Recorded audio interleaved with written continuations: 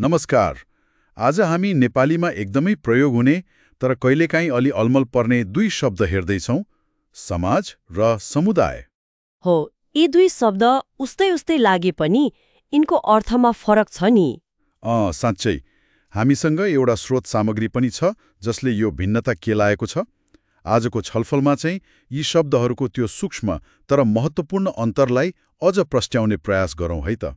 एकदम, सुरु गरौँ। ल त्यसो भए सुरुमा समाजबाटै जाउँ।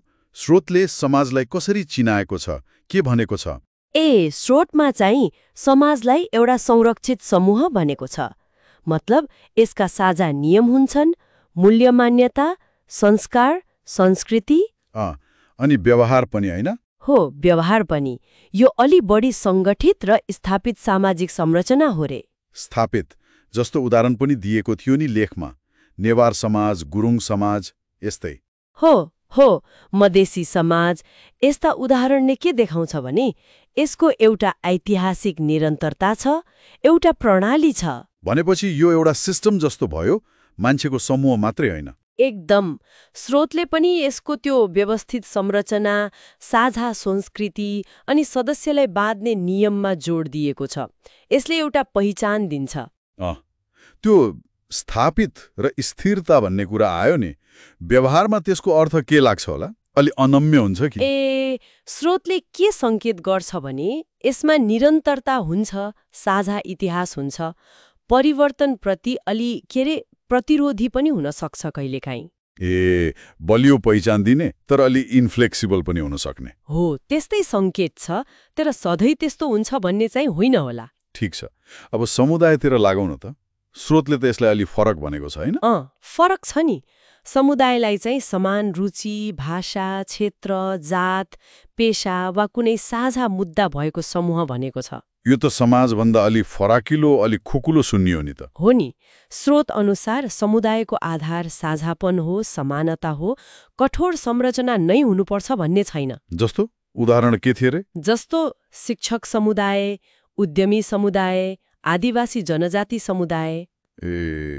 यहाँ मान्छेलाई जोड्ने तत्त्व चाहिँ त्यो साझा पहिचान, उद्देश्य वा अनुभव भयो। यो समाज जस्तो औपचारिक वा जीवनका सबै पाटा समेट्ने नहुन पनि सक्छ। भनेपछि समुदाय चाहिँ अलि लचिलो भयो, कुनै खास मुद्दा वा पहिचान वरिपरि बन्न सक्ने। हो, ठ्याक्कै। तपाईले लेखको आशय समात्नुभयो। जस्तो त्यो लोपोन्मुख भाषा बोल्ने समुदायको उदाहरण थियो नि, उनीहरूलाई जोड्ने त भाषा भयो, पुरै सामाजिक व्यवस्था नहुन पनि सक्छ। एकदम। स्रोतले के देखाउँछ भने समुदायले साझा पहिचान वा लक्ष्यमा जोड दिन्छ, अनि कहिलेकाहीँ त विभिन्न समाजका सदस्य पनि एउटै समुदायभित्र पर्न सक्छन्। हो र? जस्तो मानिलियौँ फरक फरक सामाजिक पृष्ठभूमि भएका मान्छेहरू पनि एउटै पेशा जस्तै डाक्टरहरूको समुदायमा हुन सक्छन् वा कुनै सामाजिक अभियानमा लाग्दा एउटा समुदाय बन्न सक्छ। यसको सिमाना अलिक खुकुलो हुन सक्छ। बुझ्यो। अब त भिन्नता झन् प्रष्ट भयो। स्रोतमा एउटा तालिका पनि थियो होइन, तुलना गरेको? हो, थियो। त्यसले सम्झन सजिलो बनाउँछ। के थिए मुख्य बुदाहरू त्यसमा? मुख्य फरकहरू यस्ता थिए। पहिलो, औपचारिकता।